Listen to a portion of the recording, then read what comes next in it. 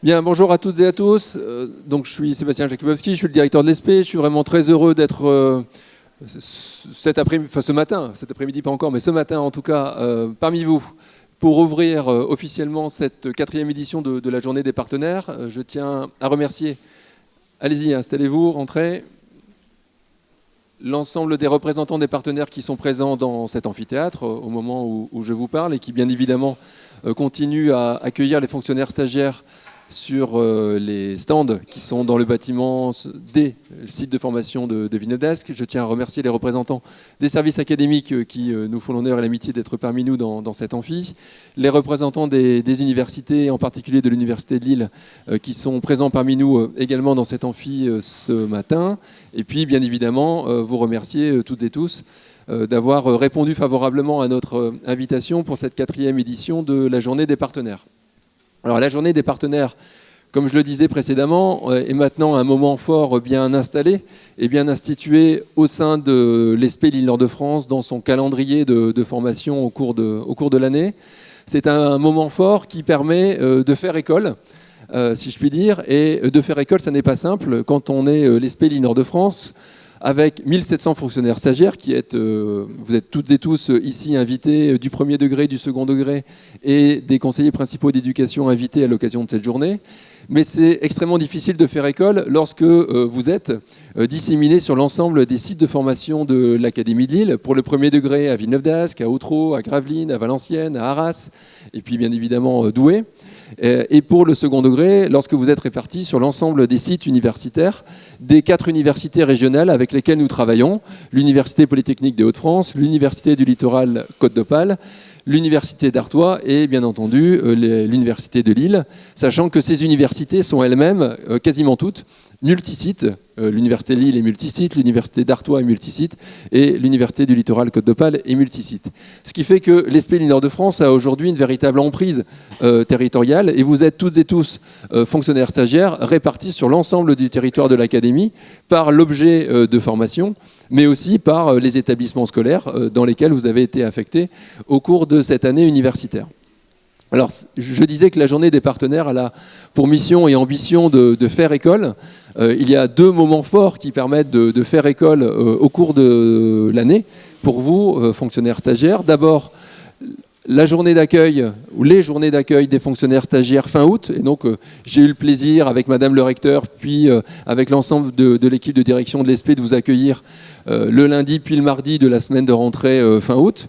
Et puis, ce second moment, mi-juin, j'allais dire fin juin, mais mi-juin, de vous accueillir à nouveau toutes et tous à l'échelle de l'ESP Nord-de-France sur le campus de Villeneuve-d'Ascq à l'occasion de cette journée des partenaires. Cette journée des partenaires, c'est une journée vraiment importante. Une de vos camarades fonctionnaires stagiaires me disait tout à l'heure qu'elle avait passé la plus belle et la plus exigeante des années. Eh bien, j'espère que vous partagez ce point de vue, que vous avez partagé et passé une très belle année en tant que fonctionnaire stagiaire, à la découverte de votre métier, à la découverte de vos établissements, à la découverte des équipes pédagogiques avec lesquelles vous avez travaillé, à la découverte aussi de la formation avec l'ensemble des équipes SP mobilisées sur le territoire, comme je l'indiquais tout à l'heure, mais aussi dans les équipes universitaires. Et en même temps, je pense que vous avez découvert qu'il s'agissait d'un métier et d'une année particulièrement exigeante.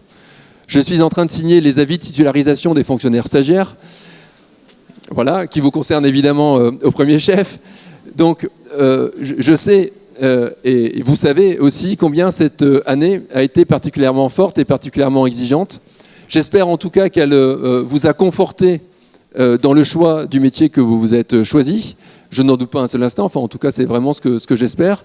Et que cette année de formation avec l'ensemble des équipes pédagogiques de l'ESP et des universités régionales et des services académiques vous ont permis en tout cas de vous armer davantage pour, à partir de l'année prochaine, lorsque vous serez titularisé, c'est bien évidemment là aussi ce que je vous souhaite à toutes et à tous, eh bien d'être plus à même encore d'exercer votre activité professionnelle passionnante au sein des établissements scolaires ou au sein des écoles dans lesquelles vous serez affecté. Donc il s'agit d'une année importante qui se termine, d'une année pour laquelle vous n'avez peut-être pas encore, les jurys ne sont pas encore tous réunis, mais tous les résultats, mais que j'espère en tout cas une année pleinement belle, exigeante, mais aussi satisfaisante pour vous. Et c'est vraiment le vœu que je formule à l'occasion de cette journée des partenaires. Je ne vais pas être très long, juste pour remercier à nouveau l'ensemble des partenaires qui sont présents. C'est vraiment une initiative forte menée par mon prédécesseur il y a 4 ans de mettre en place cette journée des partenaires, puisqu'elle vous voit, elle permet en tout cas de voir et de faire en sorte que l'ensemble des partenaires de l'école, cette fois-ci avec un grand E, pas seulement de l'ESP, puissent se rencontrer à l'échelle d'une journée, puisque au cours de votre activité professionnelle et au cours des années que vous allez vivre dans l'éducation nationale, vous aurez nécessairement à travailler avec l'ensemble de ces partenaires. Et vous avez ici, sur le site de formation, plus d'une 50aine de partenaires qui ont répondu présents à notre invitation et avec lesquels, services académiques, partenaires, encore une fois, de l'école avec un grand E, vous aurez l'occasion de travailler de manière pleine et entière et de développer avec eux des projets. Le fait de parler de projet avec les partenaires me permet aussi de faire la liaison avec 2 autres moments forts de cette journée. Le premier, ce n'est pas non pas le discours d'introduction de la journée, mais la conférence du professeur Jean-François Condette, la formation des enseignants en France, quelle histoire ? Jean-François Condette, qui est professeur d'histoire contemporaine, que vous connaissez très certainement, et qui est directeur adjoint de l'ESP en charge de la recherche, et qui va nous délivrer une conférence, nous professer une conférence sur la formation des enseignants dans l'académie, mais plus généralement aussi en France. Avec cette fois-ci, je fais un peu de teasing, la possibilité de répondre à la question que tu poses classiquement, Jean-François, dans la dernière diapo, puisque nous avons des éléments... Elle arrivera avant, bon ça a changé. Mais cette fois-ci, nous avons des éléments de réponse un peu plus consolidés. Donc ça, c'est le premier moment fort de cette journée des partenaires. Le deuxième moment fort, s'il vous plaît, j'en termine. Le deuxième moment fort, c'est le meilleur projet éducatif, conduit avec des partenaires de l'école, concours qui aura lieu en début d'après-midi. Et ensuite, deuxième concours et troisième moment fort, ce sera le concours du meilleur mémoire de Master MEF en 180 secondes, qui verra se disputer, puisque c'est un concours, 8 fonctionnaires stagiaires, et l'un d'eux aura la chance, le plaisir et l'honneur de représenter les couleurs roses de l'ESP Lille-Nord-de-France lors de la finale nationale de l'ESP à Reims, fin juin, dans 2 semaines. À Reims, pourquoi ? Puisque le dernier lauréat du concours provenait, en tout cas, de l'ESP de Reims l'an dernier. Voilà, je ne serai pas beaucoup plus long. Je voudrais terminer en remerciant également l'ensemble des équipes de l'ESP qui se sont très activement mobilisées pour vous accueillir dans les meilleures conditions possibles au cours de cette journée des partenaires. Accueillir 1700 fonctionnaires stagiaires, accueillir 50 partenaires et leurs équipes, ça n'est évidemment pas rien, ça n'est évidemment pas neutre en termes d'organisation. Les équipes travaillent de plein pied depuis plusieurs jours maintenant, depuis même plusieurs mois, mais surtout depuis plusieurs jours dans la dernière ligne droite. Dernière ligne droite qui nous a vu, au regard des conditions météorologiques, nous replier à l'intérieur des bâtiments et du site de formation. Et vraiment, je voudrais leur adresser des remerciements appuyés et des félicitations pour tenir cette organisation qui est vraiment extrêmement lourde et extrêmement importante pour nous, mais qui est un événement fort, important et très structurant, encore une fois, pour faire école pour l'ESP avec l'ensemble des partenaires, l'ensemble des services académiques et l'ensemble des universités. Je vous souhaite à toutes et à tous une très belle journée des partenaires à l'ESP Lille-Nord-de-France et sur le site de Villeneuve-d'Ascq. Et sans plus tarder, je cède la parole à Jean-François Condette pour la conférence que vous attendez tous. Voilà, merci.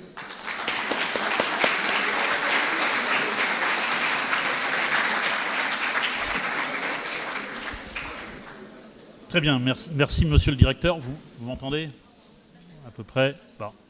Non? Là, ça marche, ça fonctionne? Bon.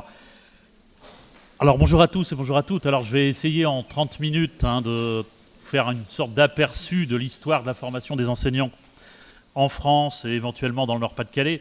Alors c'est une gageure bien évidemment sur 30 minutes. Je vais essayer de dégager quelques lignes de force et vous verrez que ça rejoint votre vécu souvent de cette année. Donc il n'y a pas l'idée de c'était mieux avant, c'est mieux maintenant, c'était mieux après, enfin ça sera mieux plus tard. On est dans vous allez voir que c'est très compliqué au niveau des réformes. Donc je voulais commencer en introduction sur la question qui systématiquement revient. Faut-il former des enseignants? Alors vous avez un texte là de 1899. Je ne sais pas s'il y en a parmi vous qui ont eu l'occasion d'enseigner mais je leur demanderai s'ils croient que c'est par des théories apprises à l'école qu'on peut se préparer à avoir cette autorité qui fait que l'on s'impose à un auditoire. J'ai coupé un morceau. N'est-ce pas plutôt par la netteté de l'esprit et surtout par la fermeté du caractère, par l'effet d'une certaine énergie intime? En gros, on retrouve là l'idée qu'enseigner, c'est un don. On l'a ou on ne l'a pas, et quelque part, toute formation est quelque part vaine. On a de l'autorité, on ne l'a pas, on sait enseigner ou on ne sait pas. Et Georges Perrault continue, hein, le véritable stage, c'est d'enseigner. C'est en forgeant qu'on devient forgeron. Allez en stage et puis ça ira. Et il continue, hein, on leur donne une classe, ils ne la feront peut-être pas tout de suite aussi bien qu'ils la feront au bout d'un ou 2 ans. Il en est qui réussissent très bien du premier coup. Donc vous voyez que ça, il y a un peu plus d'un siècle, il y a encore un siècle cette méfiance vis-à-vis de la formation des enseignants, comme quoi quelque part elle serait pratiquement inutile. On est là dans l'enseignement secondaire, hein, j'y reviendrai après. Alors, c'est la conclusion d'habitude, je voulais commencer par là pour évacuer ce schéma-là. On a eu en France toute une série d'institutions qui ont formé les enseignants du primaire et du secondaire. C'est quand même assez intéressant de voir la durée de vie, quelque part, de ces institutions. Alors pour les écoles normales primaires, par exemple, ça dépend de la date qu'on choisit au départ. Hein. 1810, c'est la première école normale en France. Le plus souvent, on va prendre 1833, la loi Guizot. On est à 176 ans ou 157 ans de durée de vie pour les écoles normales, qui ont formé les instituteurs, les institutrices pendant très longtemps. Je passe l'Institut de formation professionnelle sous Vichy, là c'était une réforme très très idéologique, 4 ans. Ce qui est intéressant, c'est après, pour le secondaire, les centres pédagogiques régionaux, ou les CPR, 38 ans pour former les enseignants du secondaire. École normale d'apprentissage pour tout ce qui était enseignement technique et professionnel, 45 ans. Et vous voyez que depuis un certain nombre d'années, le rythme des réformes s'accélère. Bon. IUFM dans ses différentes versions, je n'entrerai pas dans le détail, école interne, pas école interne, indépendante, rattachée aux universités, 23 ans d'IUFM. SP, on peut dire pratiquement, on n'est pas encore au 1er septembre, mais que les SP auront vécu 6 ans, hein, et que les instituts INSP plus tard, septembre 2019, et j'ai mis un point d'interrogation. Ça pose une question, ça pose la question de pourquoi cette accélération soudaine subit du temps, des structures de formation. Est-ce qu'elles ne trouvent jamais leur équilibre ou est-ce que le métier d'enseignant est tellement devenu compliqué que quelque part les structures changent un peu au gré des ministères et des politiques nationales. Donc je le passe, je vais essayer de vous expliquer ces éléments-là, donc 30 minutes, donc je vais faire 11 points très brefs. Et puis ensuite, on aura peut-être un temps de questions, un temps de discussion. Premier élément qui me semblait intéressant, important, vous avez certainement lu, pour préparer les concours, etc., un certain nombre d'ouvrages. On a toujours l'impression que la formation des enseignants, c'est une création contemporaine. C'est quelque chose qui naît avec Guizot, qui naît avec la Troisième République. Il y a beaucoup de travaux là-dessus, ça sera juste 2 diapositives. Former des enseignants, c'est un souci qui est déjà là il y a très longtemps. Sous l'Ancien Régime, donc avant la Révolution, il y a déjà un certain nombre de structures qui forment les enseignants. Donc vous en avez une là avec Charles Démiat, donc c'est le séminaire Saint-Charles à Lyon. Ils font énormément de religion. On va d'abord vous apprendre la Bible, le catéchisme, comment vous allez quelque part catéchiser vos enfants. Mais en même temps, il y a quand même des stages. Il y a déjà des stages dans les écoles, il y a des sortes de tuteurs qui vont aller vous voir quelque part pendant votre apprentissage. Donc ça, c'est une des premières structures, vous voyez, 1688. Le plus connu, c'est peut-être le second, Jean-Baptiste de La Salle, donc la conduite des écoles chrétiennes. De temps en temps, il faudrait retourner voir une des pages, enfin, une série de pages. Vous avez dans la 3e partie la conduite de formateurs. Et en fait, dans la conduite de formateurs, c'est tout un précis qui explique comment il faut former les enseignants. Donc vous les avez là, il explique les différents formés de jeunes maîtres, c'est les bien dressés à faire l'école suivant, etc., etc. Et je vous passe juste, il y a des pages et des pages. Hein. Il pointe déjà un certain nombre de choses qui me semblent intéressantes. Par exemple, les défauts ordinaires aux jeunes maîtres sont la démangeaison de parler. Le fait de parler très vite en prenant ses classes au début, modérer un peu le débit. 2, la trop grande activité qui dégénère en pétulance. C'est les termes de l'époque, ça veut dire que la personne ne va pas arrêter de sillonner la classe, elle n'arrête pas, elle se calme pas, et quelque part, elle finit par énerver elle-même ses élèves. Vous avez comme ça toute une série, des pages et des pages, sur comment former, quelque part, des enseignants pour cet ordre religieux. Je ne le développe pas, mais il y a aussi des pages sur les sanctions-punitions. À l'époque, c'est le même terme, hein, en disant que le bon enseignant doit apprendre à punir sévèrement, mais très peu. Il ne s'agit pas de matraquer ou de menacer d'un tas de punitions, sinon ça n'aura pas l'effet escompté. Vous voyez, ça c'était la première idée. Il y a déjà des réflexions sur la formation des enseignants, je dirais bien avant le 19e ou le 20e siècle. Deuxième idée que je voulais vous donner, l'État enseignant, l'État va progressivement intervenir. Et la première intervention, c'est la création de l'école normale supérieure, l'école normale de Paris, en 1794. On a fermé les universités, la Révolution a fermé les universités, a fermé les collèges d'Ancien Régime. Il faut reconstruire, et on a besoin d'enseignants. Comment les former ? Cette école normale supérieure, c'est un concours. On voit apparaître là l'idée d'un concours pour devenir enseignant, alors que jusque-là, on allait négocier, on essayait de se débrouiller avec le chef d'établissement pour être recruté. C'est assez mal parti pour la formation des enseignants, c'est-à-dire que dans le modèle de 1794, l'idée, c'est qu'en 4 mois, on peut former un enseignant. Donc on va recruter ces enseignants, ils iront à Paris, à l'école normale, future école normale supérieure. En 4 mois, ils auront des cours très théoriques. Et puis après, ils repartiront dans leur province et ils essaieront à leur tour de former les maîtres. Voilà. C'est le premier noyau, si vous voulez, d'une formation des enseignants, mais qui est exclusivement, je dirais pratiquement, uniquement théorique. Ça ne va pas marcher, bien évidemment, très longtemps. Troisième idée. Vous savez qu'en France, on a toujours cette idée, c'est l'État qui a tout construit. C'est forcément le ministère qui décide des différentes lois, qui décide des formations. Quand on regarde bien l'histoire de la formation des enseignants, les premières initiatives, elles sont souvent locales. Elles sont assez souvent départementales. C'est-à-dire que ce n'est pas forcément une loi ministérielle qui a décidé, c'est des gens sur le terrain qui se sont dit, là, tel enseignant, il y a des manques, là, ça ne va pas, là, j'arrive pas à recruter de bons enseignants.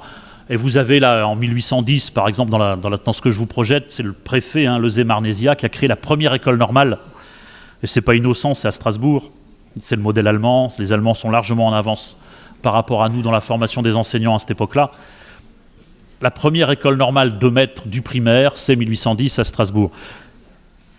Il va y en ouvrir comme ça, petit à petit, un peu dans beaucoup de départements français, ce qui fait que quand la loi va les imposer, il y en aura déjà 45. Inutile de vous dire que ce sont pour les garçons. Les filles, les institutrices, il n'y a pratiquement rien pour les former, sauf quelques institutions religieuses. J'avance à grands pas. La première fois où l'État s'engage, je dirais vraiment définitivement pour former des enseignants, c'est ce texte, c'est cette ordonnance-là, ordonnance du 29 février 1816. C'est la première fois où on va dire, pour enseigner dans le primaire, il faudra un brevet, il faudra un diplôme, il faudra un papier signé, officiel. C'est le brevet de capacité. Vous l'auriez tous eu et tout eu haut la main depuis des années. On vérifie que vous savez lire, écrire, compter. On vérifie que vous êtes de bonnes mœurs, que vous n'allez pas au café trop régulièrement. Et on vérifie, on a surtout un avis du prêtre et du maire sur votre vie quotidienne, je dirais, et vos croyances. N'empêche quand même qu'il y a un petit examen de connaissance du calcul et de l'écriture. C'est le début de la certification. 1816, première fois où on va certifier les enseignants du primaire. Je ne développe pas plus. Ces écoles normales, jusqu'à Jules Ferry, vous y entrez très jeune, vous n'avez pas besoin du baccalauréat, vous n'avez pas besoin, évidemment, vous y entrez très jeune et vous y entrez un peu comme dans un monastère. On est loin de l'ESP et de la formation des enseignants. Vous avez là, article 2, la religion sera la base de l'enseignement. Les autres objets d'étude seront la lecture, l'écriture, etc., etc. Tous les exercices de l'école commencent et finissent par une prière. Les prières du lever et du coucher. On est réellement dans un moule religieux qui va durer jusqu'en 1881-82. Quatrième étape, c'est celle-là qui est dans vos ouvrages bien souvent. L'État va décider que ce modèle normalien, les écoles normales, faut les rendre obligatoires.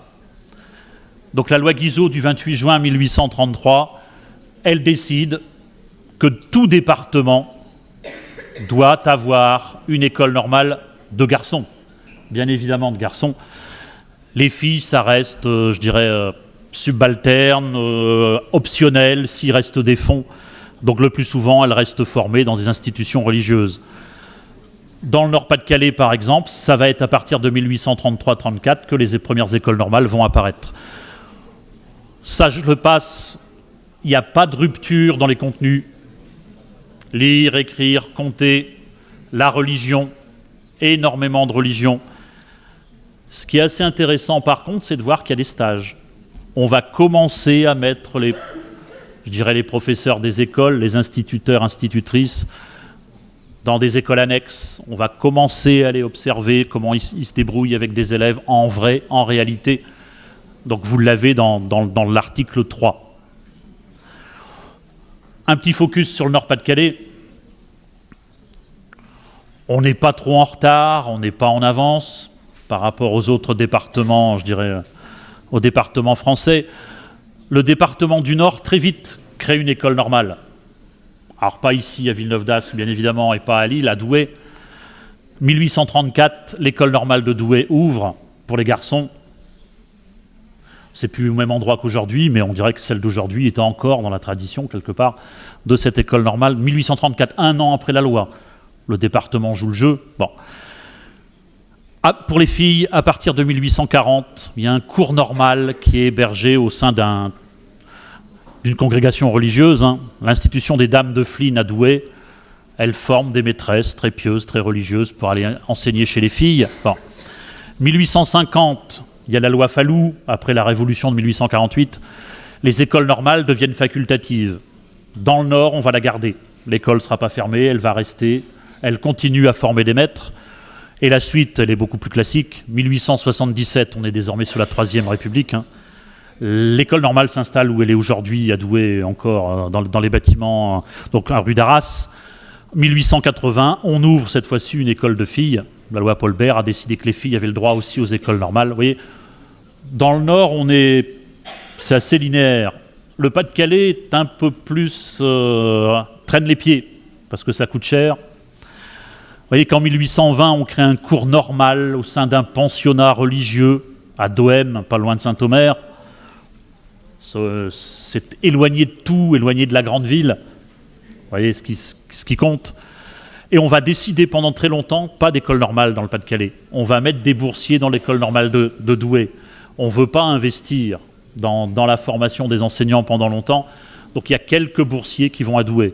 Il faudra attendre 1883 pour avoir une ouverture d'école normale des garçons et une école normale de filles. Vous voyez, donc la loi Guizot, elle n'est pas appliquée immédiatement, intégralement tout de suite. J'avance sur l'école normale en signalant que c'est pas forcément... Vous savez, aujourd'hui, on dit tout le temps le temps de l'école normale, etc., etc., etc. Ça a été très, très, très longtemps assez contesté, cette question de l'école normale. Faut-il faire des études à l'école normale ou pas? J'ai simplifié un petit peu une chronologie extrêmement complexe. 1833, on les valide. 1850, elles redeviennent facultatives. 1851, on vide les programmes, pratiquement. Lire, écrire, compter, il n'y a rien de plus. 51, on supprime le concours. On se méfie des instituteurs. On se méfie des institutrices.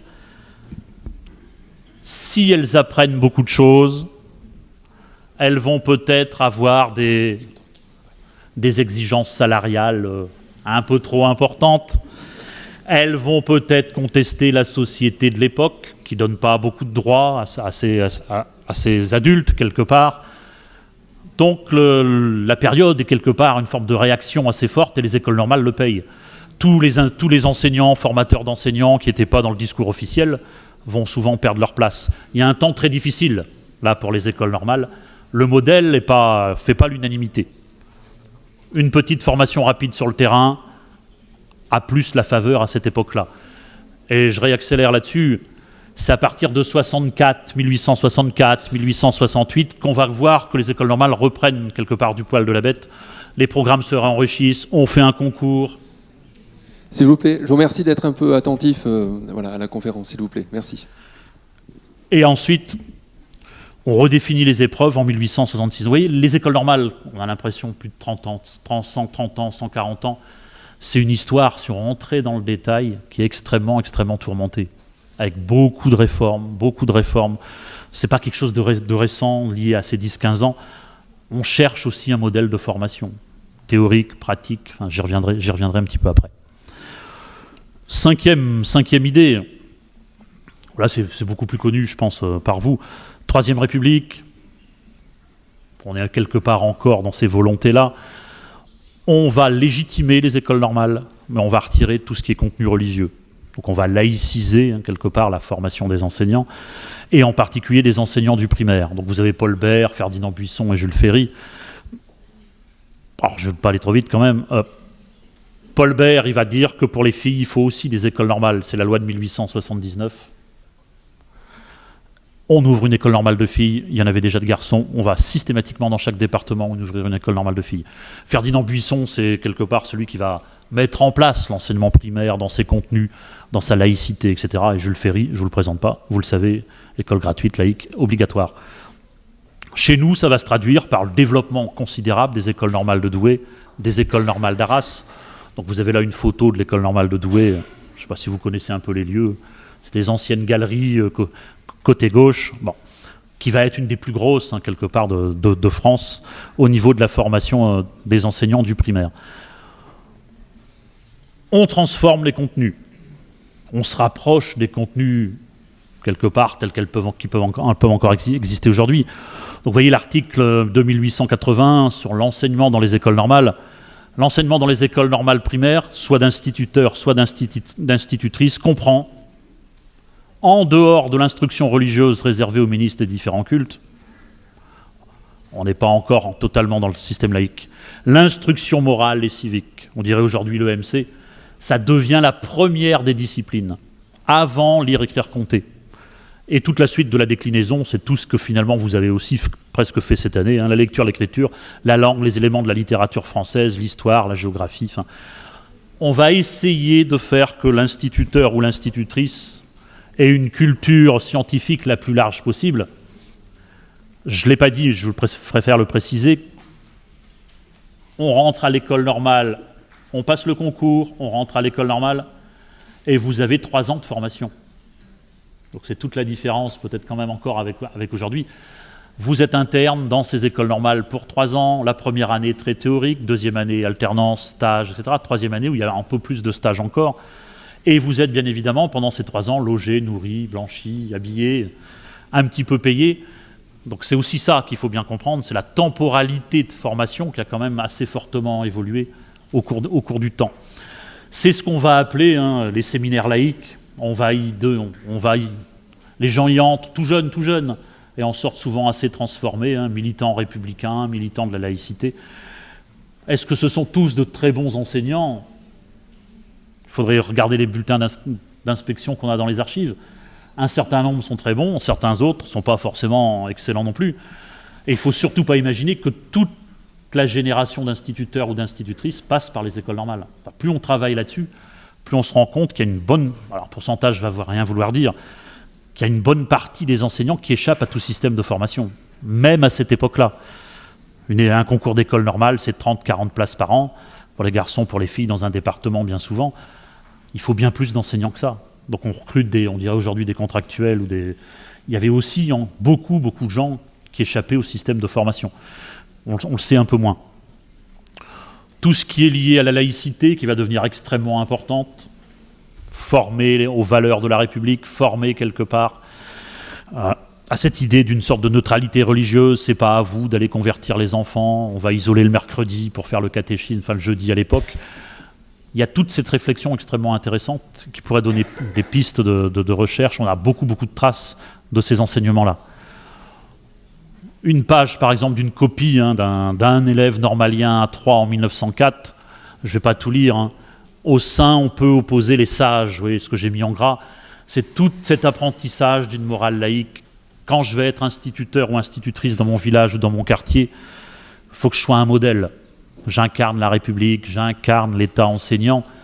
Ça va très très loin, hein, jusque dans la tenue, jusque dans vos fréquentations. Vous êtes très fortement surveillé tout le long de votre carrière. Et c'est dans les rapports d'inspection. Hein. Il ne s'agit pas d'aller écouter des discours politiques à tel endroit ou en tel endroit. Il y a une vraie police des mœurs, quelque part, et police idéologique qui vous surveille, et vous êtes très très fréquemment inspecté. Quand on regarde quelques dossiers d'instituteurs, d'institutrices de ces années-là, c'est tous les ans. Hein. Il y a tous les ans, au moins une fois, sinon deux, l'inspecteur primaire qui vient vous voir, discuter, il va aller voir le maire, il va aller voir les différentes autorités pour discuter de ces éléments-là. Donc c'est des vrais moules de formation. À la fois, on donne des connaissances, mais on donne aussi des connaissances pratiques d'enseignants, mais il y a tout un univers derrière qui est là également. J'avance j'en ai pas encore parlé. Dans le secondaire, il faudrait reprendre depuis le début. Dans le secondaire, pendant très longtemps, et on le sent encore dans nos discussions quand on fait vos maquettes, quand on fait les maquettes, quand on discute avec les collègues des universités ou du terrain. Dans le secondaire, pendant très longtemps, il n'y a pas de formation. La formation pédagogique n'existe pas. Je vais le dire de manière un peu provocante, mais vous le trouverez dans les textes, pas dit comme ça, mais de la même façon. On fait de la formation pédagogique pour les enseignants du primaire parce qu'ils sont recrutés à bas niveau de connaissances. L'idée, c'est celle-là. Il n'y a pas besoin du baccalauréat, il faut le certificat d'études ou le brevet, et du coup, les écoles normales sont là pour compléter le bagage scientifique, etc., des maîtres du primaire. Dans le secondaire, tout le long du 19e siècle, on considère que la formation pédagogique n'est pas importante et pas intéressante. Pourquoi ? Tout simplement parce que comment on devient enseignant du secondaire à l'époque ? Au minimum, vous avez le bac. Donc vous êtes allé passer le baccalauréat dans les facultés, et plus on va avancer dans le 19e, il faut au moins la licence. Donc ça veut dire que vous avez fait des études à l'université. Vous êtes allé à l'université pour prendre la licence. Donc on estime que vous êtes formé. On estime que les études universitaires, les études académiques dans votre discipline en plus, il y a une discipline de référence qu'il n'y a pas dans le primaire, ça doit suffire pour enseigner. En sachant aussi qu'il faut bien sûr mettre ça en parallèle avec la situation de l'enseignement secondaire à l'époque, c'est-à-dire qu'il y a très peu d'établissements, très peu d'élèves, on n'est pas à 80% d'une classe d'âge au niveau bac. C'est un public choisi, d'héritiers, de classes, je dirais, sociales, je dirais moyenne ou supérieure. Il n'y a pas cette nécessité quelque part d'aller convaincre le public qu'il faut qu'il vous écoute longuement. Enfin, vous avez compris. Donc il n'y a pas de formation. Vous avez la licence, vous allez enseigner, vous tapez aux portes des établissements, voilà. Vous allez préparer un autre concours. Le seul concours qui existe à l'époque, c'est l'agrégation, qui existe depuis le tout début du 19e siècle. Concours très difficile. Chaque discipline a 10-15 postes, 20 postes. On estime que quand vous avez préparé pendant 1 an l'agrégation, vous êtes blindé pour aller prendre des élèves, vous allez y arriver sans problème. La première phrase que je vous donnais tout à l'heure, si on connaît bien sa discipline, on l'enseignera bien. C'est un discours qu'on entend encore, hein, parfois, ici ou là. Bon. Alors, je vous montre par exemple le rapport de l'agrégation d'histoire-géographie en 1893. C'est le président du jury, il n'est pas content. Donc le jury est passé et puis il a entendu des trucs et il n'imagine pas les gamins, enfin les gamins, ils sont plus gamins, mais ces jeunes enseignants, ils ne les imaginent pas en classe. Nous avons le très grand regret de dire qu'à de très rares exceptions près, l'épreuve des leçons d'histoire et de géographie a été mauvaise. Les candidats ne savent pas discerner, ils se noient dans le détail en fait, ne savent pas discerner les traits principaux et les mettre en lumière. Ils semblent avoir peur de décrire et de raconter, etc. etc. Bon. Certes, il y a des aptitudes, il ne cache pas qu'il y a des aptitudes naturelles pour enseigner ou pas, mais est-il raisonnable de confier des enfants, des ados et des presque jeunes gens des hautes classes à un professeur de 22 ou 23 ans qui ne connaît ni la théorie ni la pratique de son métier ? Et il dit qu'il a entendu des leçons qu'en fait personne n'aurait écouté, même eux ils n'ont pas écouté, quoi, en gros, les membres du jury. Donc on commence, vous voyez, on est 1893, un siècle est pratiquement passé depuis le début de l'intervention de l'État, il n'y a toujours pas de formation dans le secondaire. On a la licence, on est agrégé, on part pour 35, 40 ans de métier, et puis si on ne le fait pas bien au départ, on le fera peut-être progressivement. Ça va progressivement bouger. Alors, il y a trois idées là derrière. C'est ce qu'on appelle la théorie du don, qu'on trouve, on est fait pour ça ou on n'est pas fait pour l'enseignement. Et ce n'est pas des cours ou de la formation qui va vous bouger quoi que ce soit. Même chose que pour le charisme ou l'autorité. Vous l'avez pas, point final. Bon. Ça traîne très très longtemps, ça. 1. 2, c'est l'idée du savoir savant, savoir théorique, beaucoup plus élevé que dans le primaire. Là, vous avez une discipline, vous avez une spécialité, vous l'avez travaillée 2 ans, 3 ans, 4 ans, vous la connaissez par cœur, normalement, vous devez être capable de l'enseigner. Donc c'est cette idée que le savoir suffit, hein, comme on l'a assez souvent à ce niveau-là. Donc théorie du don, le savoir suffit ou suffira. Et 3e élément, de toute façon, il n'y a que le terrain qui compte. C'est-à-dire que, ce que je disais tout à l'heure, c'est en forgeant qu'on devient forgeron. Vous avez les outils, au début ça ne va pas être terrible, et puis au bout de 6 mois ça sera déjà mieux, et puis voilà. Donc n'investissons pas dans la formation des enseignants du secondaire, trop, ça ne sert à pas trop grand-chose. Vous voyez le décalage avec le primaire. Ça, dans notre système de formation, il y a encore des traces de ces éléments-là. Dans le premier degré, c'est extrêmement important. Dans le second degré, ça l'est beaucoup moins. Je vais avancer. Alors progressivement, on va avoir des enseignants de plus en plus en difficulté. Même si la structure n'est pas encore massifiée, hein. Ce n'est pas encore toutes les classes d'âge qui passent devant les collèges et le lycée. Ce qui fait que ça va commencer tout doucement. Dans le secondaire, le premier arrêté qui va faire un début de formation, c'est en 1907. Il y a un texte en 1904 qui dit que les futurs agrégés devront faire un stage. Donc, en même temps qu'ils préparent les épreuves de l'agrégation, ils doivent aller 15 jours, 3 semaines dans un lycée ou un collège. Ils se mettent dans le fond, ils regardent, font un petit rapport. Voilà. C'est un peu ce qu'organise ce texte de 1907. Le stage pédagogique prévu par l'arrêté, etc. Préparation théorique, il faut quoi faire? 20 conférences. Donc vous voyez que ce n'est pas une année de formation. Il y a 20 conférences à faire et un élément de stage où il faut aller voir justement dans ces différentes classes. Ça va rester comme ça pendant très très très très longtemps. Un petit stage d'une 15aine de jours, 20 conférences. Et vous prenez vos classes. J'avance parce que je vois que l'heure tourne. Je retourne chez mes normaliens, dans l'enseignement primaire. 1905 à 1989, il y a une période avec énormément de réformes. Je vais pas vous noyer, ça ne vous intéressera pas aujourd'hui sur ces éléments-là. En gros, il y a 2 idées. 1, pourquoi dans le primaire on recrute à niveau, je dirais, académique si bas? Il faudrait monter progressivement le niveau scientifique, quelque part, des futurs enseignants du primaire et du secondaire.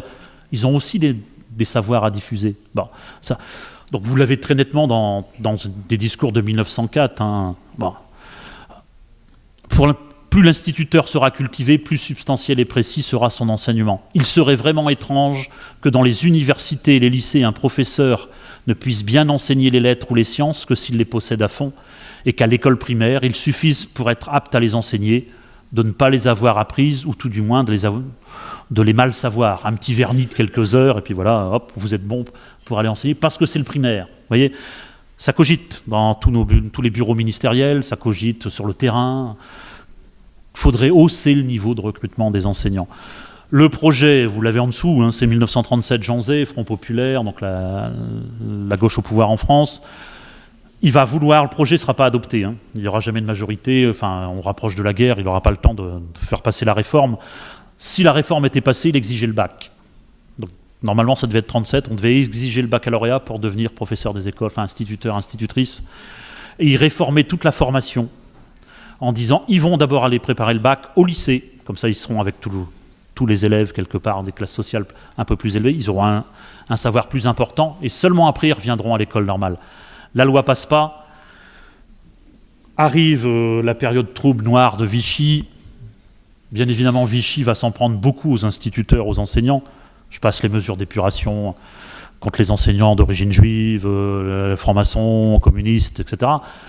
Ils veulent fermer les écoles normales parce que c'est des séminaires de socialistes, des pépinières de gens de gauche. Donc comme ça penche très fortement à droite extrême, il ferme. Vous l'avez là, l'école normale d'instituteurs de Douai, elle ferme, c'est remplacé par des instituts de formation professionnelle pendant 4 ans. Tout ça, on va l'effacer dès la libération, bien évidemment, sauf que Vichy a décidé de recruter au bac, dès 1940. C'est une des rares mesures de Vichy qu'on gardera à la libération. On décidera que, finalement, ça c'était pas mal, obliger la possession du baccalauréat pour devenir instituteur ou institutrice. Tous les gouvernements ensuite le garderont systématiquement, et puis vous verrez après. Donc ça, je ne développe pas plus, sauf si vous avez des questions. La formation devient très très idéologique, enfin, ça va être très compliqué, ça va beaucoup résister aussi, à la fois chez les enseignants et chez les entre guillemets normaliens, à cette volonté d'influence forte au moment de Vichy. J'accélère. Après 45, niveau bac, on recrute, il faut le bac. On garde les écoles normales, mais petit à petit, on se dit que le bac, c'est aussi pas suffisant. Pourquoi dans le secondaire, il faut la licence? Pourquoi dans le secondaire, il faut l'agrégation? Et pourquoi que dans le primaire, même si on n'enseigne pas une discipline, mais beaucoup de disciplines, le baccalauréat suffirait? Donc vous avez des dizaines et des dizaines d'exemples que je ne vais pas prendre. Il y a un gros colloque à Amiens en mars 68, juste avant mai 68, où ils sont déjà presque dans ce que vous avez vécu, c'est-à-dire que il faut que cette formation des enseignants du primaire, elle soit aussi universitarisée. Il faut quelque part qu'il y ait un temps de recherche, il faut être au courant des différents travaux qui existent sur comment enseigner, enfin, on ne parle pas encore de didactique, mais il y a déjà un peu ces éléments-là. Il faut renforcer la formation continue, il faut renforcer. Donc, il y a beaucoup de petites mesures de réformettes. On bouge les emplois du temps, on bouge les contenus, je ne vais pas du tout parler de ça. Ça va déboucher, mais j'y reviendrai après. La grosse réforme, c'est 1979. Quand en 1979, on va se dire, pour devenir professeur des écoles, pour devenir instituteur ou institutrice, le bac suffit plus, on demandera bac plus 2. Ce sera le DUG. Ça serait bac plus 2 aujourd'hui. Au départ, un DUG spécifique, mais enseignement, et puis petit à petit, ça deviendra un DUG. Vous passez le DUG à la fac, puis seulement après, vous venez en formation dans les écoles normales. Vous voyez qu'en peu de temps, on va hausser. Vous voyez, aujourd'hui, vous êtes à Master 2. C'est finalement assez récent au niveau historique, cette évolution, d'augmenter progressivement les exigences scientifiques. Huitième idée, pour vraiment garder tout ce qui est le temps, je dirais que dans le secondaire, ça se complique aussi. Les années 50, les années 60, de plus en plus de jeunes Français, de jeunes Françaises commencent à se dire moi aussi j'aimerais bien aller faire des études au collège, dans les CES, tout ce que la réforme de Gaulle et de Berthoin va mettre en place. J'aimerais bien pouvoir aller au lycée, j'aimerais bien peut-être... Donc on assiste à un mouvement de massification, démocratisation en même temps, de tout ce qui est l'enseignement secondaire. On recrute beaucoup d'enseignants du secondaire, mais le public n'est plus exactement le même que 150 ans plus tôt. Or, on a toujours zéro formation. Donc quand on regarde les rapports d'inspection, il y a un certain nombre de choses, de collègues qui sont réellement en difficulté, qui n'ont pas appris du tout à enseigner, ils connaissent bien leur discipline, ils ont eu leur concours, ils ont eu leur licence. J'insiste juste sur 52. En 1950, le ministère va décider l'agrégation, par nature, il n'y a pas beaucoup de postes. Le concours veut, si on donne beaucoup de postes à l'agrégation, c'est plus l'agrégation. Donc on va créer en 1950 un nouveau concours qui s'appelle le CAPES, qui va devenir le concours majeur de recrutement des enseignants du secondaire. Donc 1950, on crée le CAPES, et 2 ans plus tard, on se dit, il faut de la formation. Là, on peut plus les mettre comme ça sur le terrain systématiquement. Donc la date de 52 est importante, parce que 1952, c'est la création de ce qui va durer jusqu'aux UFM, le Centre pédagogique régional, le CPR, le Centre pédagogique régional. Et progressivement, va se mettre en place un système qui va durer très longtemps, qui est encore un peu aujourd'hui presque l'héritage de ça. Pendant 1 an, vous êtes à l'université, vous préparez le CAPES théorique, les écrits, quelque part, et l'oral du concours, qui est purement théorique, il n'y a pas de didactique, il n'y a pas de tout ça. 1 an. Quand vous êtes lauréat du CAPES, la 2e année, vous rejoignez le CPR, où vous allez avoir 1 an de formation. Là aussi, c'est les collègues qui ont travaillé là-dessus, c'est des dizaines et des dizaines de textes officiels. Ça change très très très souvent. En gros, si on fait vraiment très très simple, progressivement va s'affirmer quoi? Des stages d'observation, mais de plus en plus, à partir des années 1980, un gros stage en responsabilité. On va vous confier des classes pendant 1 an, 2, ça dépend, enfin, ça dépendra des périodes, souvent 2, 3 classes. Vous êtes en responsabilité. L'inspection viendra vous voir à la fin, voir si ça se passe bien, etc. Vous aurez des conseils. Bon, il y a ça. Et en même temps, vous avez des cours qui se font dans ces CPR, qui sont faits par des universitaires, qui sont faits par des collègues de terrain, qui sont faits... Bon. Mais ça reste une formation qui est assez légère en volume horaire. Hein, on est autour parfois d'une centaine, 150 heures en tout de formation qui est essentiellement disciplinaire. Ce système des CPR dans le second degré va durer jusqu'en 1990, hein, jusqu'à la période où on va mettre en place les UFM. Ça va permettre de recruter beaucoup d'enseignants. Il y a beaucoup d'enseignants qui sont recrutés dans ces années-là où les effectifs augmentent de manière considérable. Ça n'empêche pas l'entrée dans le métier qui est parfois un peu difficile après l'année de stage. Il y a de belles réussites. Il n'y a pas d'études sur les CPR. Il y a 1 ou 2 articles, c'est tout. La plupart des archives ont été perdues. Enfin, c'est compliqué au niveau historique. Mais il y aurait des belles choses à voir, à faire. Une bonne partie des enseignants ont été bien formés dans les CPR, quoi qu'on dise. Parfois, en critiquant systématiquement les instituts de formation, ils ont survécu, ils sont encore en établissement, et tout s'est pas mal passé. Il y en a d'autres qui sont quand même aussi, qui sont très vite en grande difficulté. Bon. Ça, c'est juste un mot là-dessus. Il aurait fallu faire une sous-partie entière. Pour les profs du technique et du professionnel, pendant très longtemps, là aussi, il n'y a rien. Parce que pendant très longtemps, ce n'est pas au ministère de l'Éducation nationale. C'est-à-dire que c'est tenu par le ministère du Commerce et de l'Industrie. Et beaucoup de ces enseignants sont en fait des gens qui ont déjà un long vécu, je dirais pratiquement dans le monde économique. Et donc cette structure d'enseignement n'intéresse pas plus que ça l'État.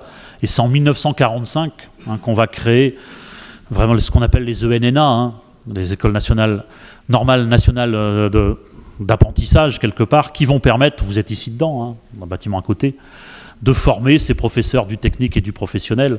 Et là, on sera très sur des éléments très pédagogiques. Tout de suite, ça sera beaucoup plus là-dessus. Ça, je ne peux pas le développer beaucoup plus. Voilà. 9e point. Alors pour vous, c'est très lointain, c'est de la préhistoire. Pour d'autres, c'est des choses qui ont été vécues. Bon, 1989-2013, c'est l'épisode que vous avez déjà au moins ou vu le logo ou entendu parler des IUFM. Lionel Jospin, 1989, loi d'orientation, il a commencé à faire ses calculs et il se rend compte qu'une bonne partie des enseignants qui ont été recrutés dans les années 50-60 vont partir à la retraite. Il va y avoir beaucoup de recrutements à faire, dans le primaire, dans le secondaire. Bon. L'idée, elle va être d'essayer de... Vous voyez, les profs du technique, ils sont formés dans un endroit. Les profs du primaire, ils sont formés dans un autre endroit, les écoles normales. Les profs du secondaire, je dirais, habituels, traditionnels, ils sont en université, dans les CPR. Jamais il y a une rencontre. Jamais une fois, il y a des choses communes. L'idée de Lionel Jospin et des UFM, hein, ça va être, est-ce qu'il ne faudrait pas créer une structure de formation commune? C'était ça le projet des UFM. Est-ce qu'on ne met pas tous les enseignants, tous ceux qui sont en train d'être formés dans une structure commune? Pas forcément, je dirais, des formations communes tout le temps, mais des temps de formation, si possible, communes, où les gens pourraient... Donc c'est cette idée, quelque part, de supprimer les écoles normales, supprimer toutes ces structures, et de les réunir dans les instituts universitaires de formation des maîtres. Répondre au challenge du nombre de postes qui va aller en augmentant de manière considérable. Faire en sorte que les gens se connaissent un peu plus. Bon. Troisième chose, c'est d'essayer de lisser, de rapprocher les modalités de recrutement aussi. Et c'est 1989 qui va décider que pour le professorat des écoles, enfin pour les instituteurs, institutrices devenus professeurs des écoles, ce sera comme pour les autres. Il faudra la licence. On va imposer la licence aux enseignants du primaire avant de pouvoir venir dans les IUFM, c'est 1989. Le passage d'instituteur à professeur des écoles, c'est à ce moment-là. Revendications, derrière, il y a des revendications syndicales, il y a des revendications salariales. on sera à même niveau de recrutement, donc forcément, ça veut dire que le salaire pourra augmenter. Donc il ne faut pas oublier ces éléments-là, hein, quand on a aussi construit les UFM. Donc une formation, si possible, un petit peu commune de temps en temps, même niveau de recrutement, le certifié pour passer le CAPES, il est obligé d'avoir la licence, en professeur des écoles, ce sera pareil. Donc les UFM vont apparaître en 1990, hein, il y en aura 3 pionniers dont le nôtre, et progressivement la formation va se mettre en place. Alors, il y a des ouvrages, hein, si ça vous intéresse, il y a plein d'ouvrages sur ce qu'on a fait dans les UFM, etc. Assez vite, les UFM vont être pris dans une sorte de réformite forte, c'est-à-dire que les formations vont presque pas avoir de temps de stabilité. C'est-à-dire qu'on va systématiquement, très souvent, changer les modalités de formation à chaque changement de majorité ministérielle, pratiquement. Bon, on n'est pas encore masterisé, hein, dans la toute première version, ce qui fait que ça va très vite entrer en débat. Très vite entrer en débat, parce qu'un des enjeux derrière les UFM, c'est l'universitarisation. C'est l'idée, il faut que cette structure et que cette formation soit de plus en plus universitaire. Il faut qu'il y ait de la recherche. Il faut que les universitaires y interviennent aussi. Ça ne peut pas être, enfin, etc., etc. Je pourrais là-dessus parler pendant 10 ans. Ça a beaucoup écrit, ça a beaucoup discuté sur les UFM. Très vite, vous allez avoir les pros et les antis. Alors ça, c'est des textes extrêmement connus, hein. Qu'est-ce qu'on va aller faire dans ces structures? C'est des pédagodingos, enfin je passe le détail.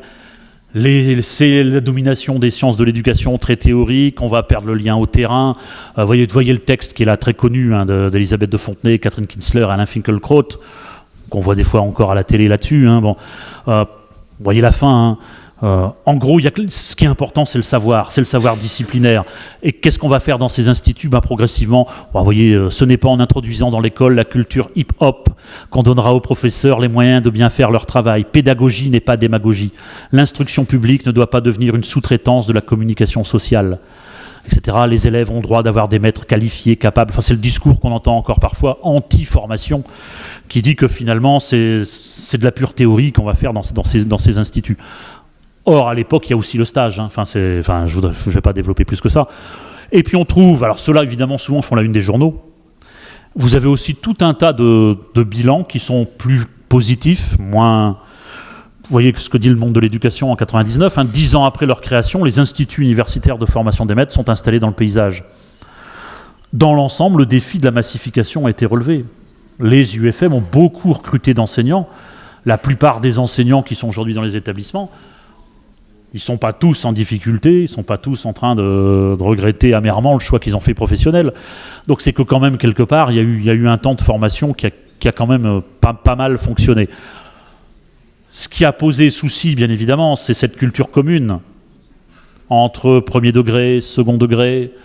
Il y avait ce qu'on appelait à l'époque de la formation générale, des jours où vous étiez tous ensemble, plus ou moins appréciés, plus ou moins... Je ne vais pas entrer trop dans le détail de tous ces éléments-là. Je ne dis pas que c'était le meilleur des mondes, hein. Il y a des choses qui étaient complexes. Le passage de la théorie à la pratique était là aussi très complexe. Enfin bon, je ne développe pas plus. Si je devais résumer, avant de conclure là-dessus, c'est que, vous voyez, si je prends dans le secondaire, dès le départ, c'est le monde universitaire qui a joué le rôle majeur de formation, par la préparation de l'agrégation, par la licence. Bon. Et qu'on arrive à une vraie formation qu'à partir de 50, 52, j'aurais dû mettre, avec quelque part les CPR. 2010, le Master 2 exigé. Enfin, je passe. Vous voyez que dans le primaire, par contre, c'est une vraie révolution. Jusqu'en 40, 41, je dirais le certificat d'études, le brevet suffit. Les enseignants n'ont pas mis un pied au lycée, n'ont pas mis un pied à l'université, ne mettront jamais un pied à l'université quand vous êtes dans le primaire. Il y a deux mondes. Il y a deux mondes qui se détestent, deux mondes qui n'ont pas les mêmes salaires. Il y a une forme de prétention du monde secondaire vis-à-vis du monde primaire qui est extrêmement forte. Au niveau historique, ça va s'accélérer très très vite. 41 le bac, 79 le DUG, 89 la licence, 2010 le master. Bon. Alors après, on peut discuter longuement. Est-ce qu'il faut aller jusqu'au master 2 pour être professeur des écoles? C'est pas moi qui vais trancher. Mais vous voyez quand même la révolution scientifique qui est dans vos profils par rapport à finalement assez peu de temps. Donc les deux colonnes, quelque part, marchent ensemble. On n'a jamais été aussi proche dans le primaire et dans le secondaire. Même si après le métier n'est pas forcément le même. Je termine en des points rapides. La loi Peillon de 2013, c'est la création de où vous êtes aujourd'hui pour l'instant encore, c'est l'ESP. Avec l'idée qu'il y a des choses dans les UFM qui sont complexes, des choses qui tournent moyennement. Il faudrait essayer deux idées. Le continuum de formation, on est déjà là-dedans. Est-ce qu'il ne faudrait pas commencer à se former au métier d'enseignement dès la licence, au moins la L2, L3 ? Non. Et puis continuer en venant préparer le master M1, M2. J'ai oublié l'étape importante bien sûr de la masterisation, vous l'avez dans les tableaux avant. Quand on va imposer le master, ça va aussi être une hausse forte des exigences. C'est l'idée de culture commune qu'on va essayer aussi de renforcer par mieux normalement dans les masters MEF systématiques de culture commune. Bon. Et ça va être aussi l'idée qu'il faudrait... les années de formation certes sont importantes, mais il faudrait pouvoir les poursuivre ensuite. Dans les années de formation continue, à une époque où on se rend compte que pour les enseignants, il n'y a plus beaucoup de formation continue, il n'y a plus beaucoup de moyens pour la formation continue. Donc c'est ce projet, quelque part, d'essayer de mettre le MEF n'est qu'une brique, dans toute une série de briques qu'il faut pouvoir faire pour former les enseignants. Alors ce sera à vous de dire comment vous avez vécu vos années d'ESP. Un jour, vous serez peut-être interrogé par les historiens pour savoir ce qui était bien, pas bien, ou les sociologues. Quand même savoir que le réseau des SP existe, 32 SP, il y a plus de 60 000 étudiants, 68 000 je crois étudiants dans les 32 SP de France. Dire que ces SP ont aussi fourni au ministère un nombre important d'enseignants depuis 5 ans, bientôt 6, avec des débats qu'on retrouve systématiques. Quelle place pour la théorie, quelle place pour la pratique, comment m'accompagner de manière plus costaud dans ma prise de classe demain, et par en même temps, quelle place pour la recherche, quelle place pour le mémoire. C'est des choses sur lesquelles, vous voyez, il y a des constantes. Vous montrez aussi, par exemple, dans les effectifs d'aujourd'hui, vous voyez que vous êtes au sein de l'université de l'ESP de France qui a le plus d'étudiants. Donc je les ai mis par ordre, c'est les statistiques très récentes qu'on a reçues. 5460 étudiants en l'ESP Lille Nord de France, vous voyez que la deuxième, 5242. Donc vous voyez le poids quelque part de l'ESP Lille Nord de France, des différents sites, l'importance du nombre d'étudiants, de stagiaires que vous représentez à ce niveau-là. Il n'y a pas grand-chose de comparable entre l'ESP Lille Nord de France et l'ESP de Corse. Il n'y a pas que le temps. Vous voyez, au niveau des effectifs, c'est deux mondes différents. Donc c'est évident que c'est aussi beaucoup plus compliqué comme structure à gérer que des SP beaucoup plus petites. On est devant Versailles, devant Lyon, devant Créteil. Enfin bon, vous êtes au sein d'une structure extrêmement lourde, extrêmement massifiée de formation. Ça pourrait être le petit ton, ce sera ma conclusion.